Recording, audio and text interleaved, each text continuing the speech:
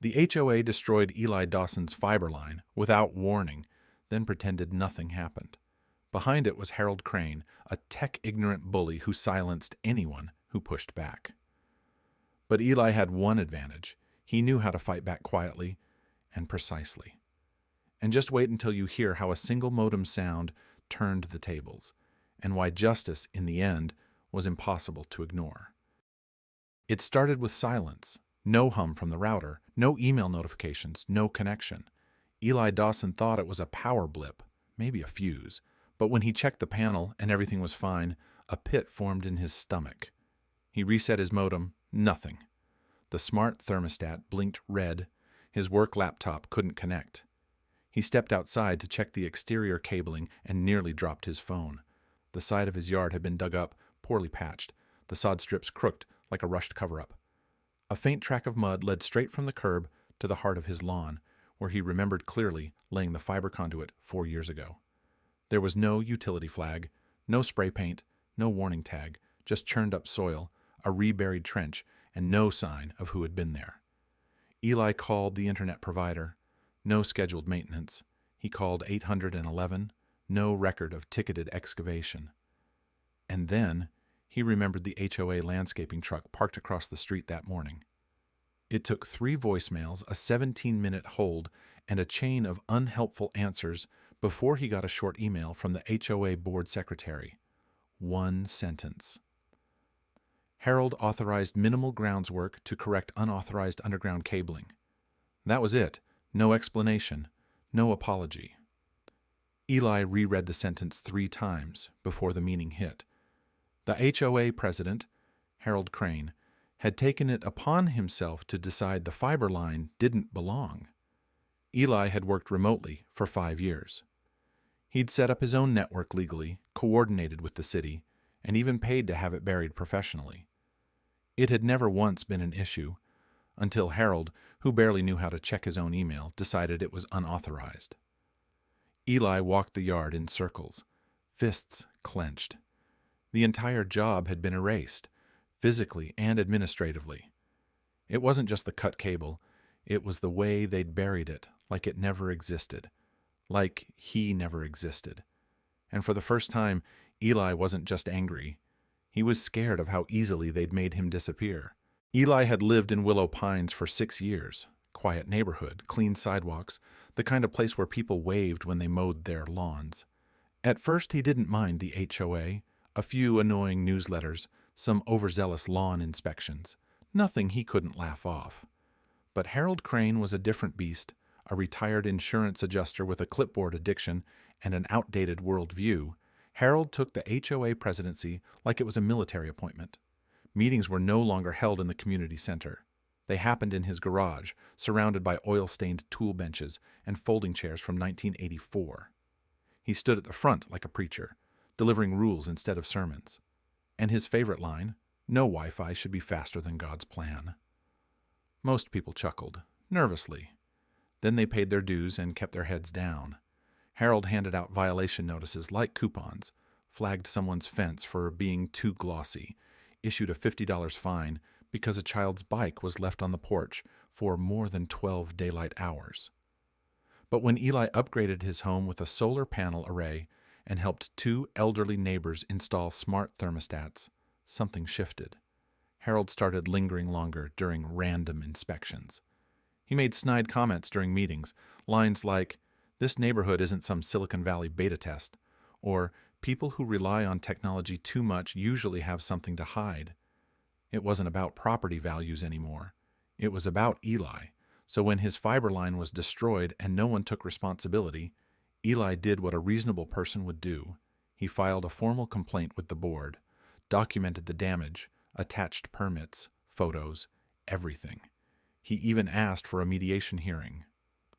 The response came in the next HOA bulletin. A new rule, buried on page 2 between reminders about trash bins and approved mailbox paint colors, effective immediately. All unauthorized underground infrastructure is prohibited and subject to removal at the HOA's discretion. No vote, no debate, no mention of who decided it or why.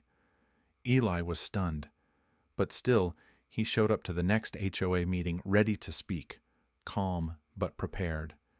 He signed up to make a public statement, waited patiently in a cold plastic chair while Harold droned on about shrub height and acceptable decorative gnome sizes. When Eli's name was finally called, he stood, walked to the small microphone, and barely got 2 words out. Click. Muted. Harold didn't even flinch. "Your concerns have already been addressed," he said flatly, looking past him. "This meeting is not a forum for personal grievances." Eli looked around. No one said a word. Some avoided eye contact. Others looked like they wanted to say something, but didn't.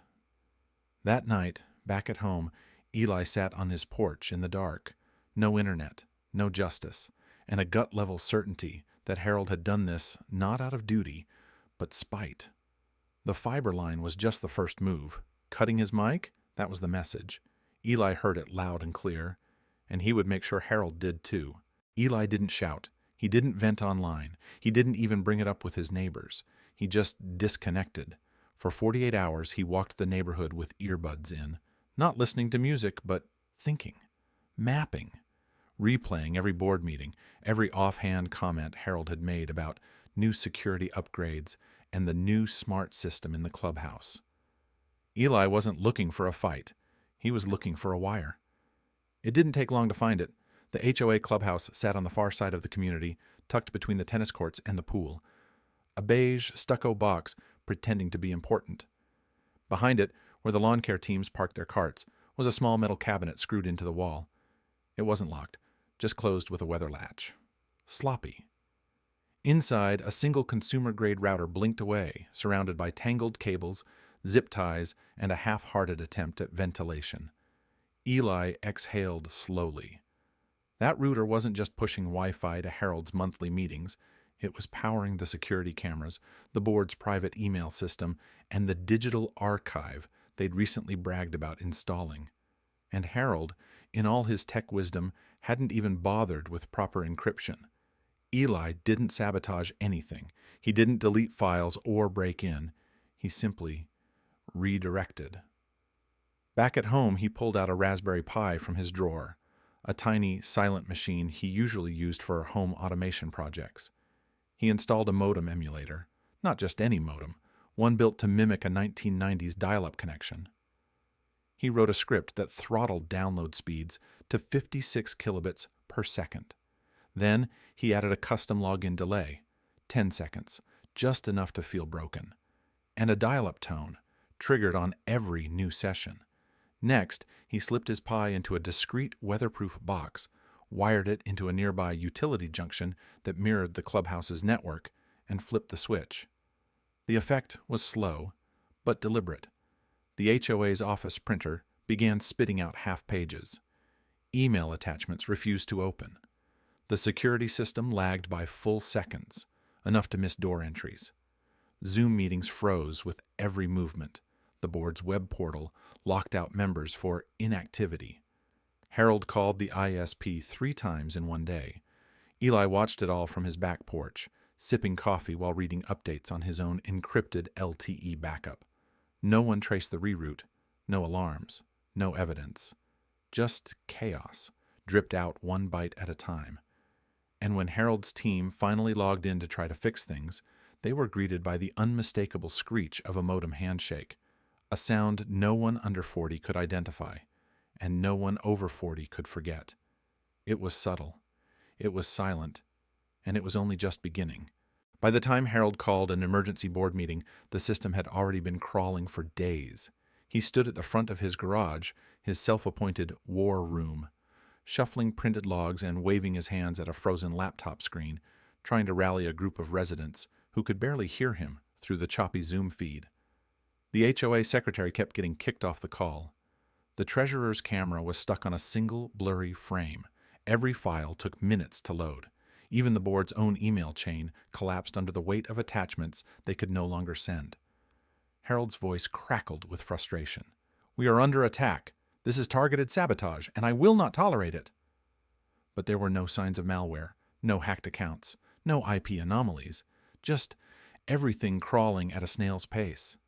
They hired 2 local IT vendors, both ran diagnostics, both left without answers, only polite suggestions to upgrade the network hardware or consider separating the security system from admin traffic.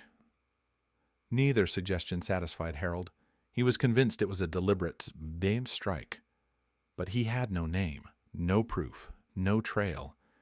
Eventually, the HOA brought in a certified infrastructure technician, someone from the county's recommended vendor list. He came in with a clipboard, a spectrum analyzer, and a tired look that said he'd seen it all before. Within an hour, he flagged 4 regulatory violations. An ungrounded repeater tied into an unsecured utility pole. Improper cable shielding in a moisture-prone area. A misconfigured router broadcasting without firewall controls. And worst of all, unauthorized use of municipal frequency bandwidth. Harold stood there, red in the face, trying to argue. The technician didn't argue back.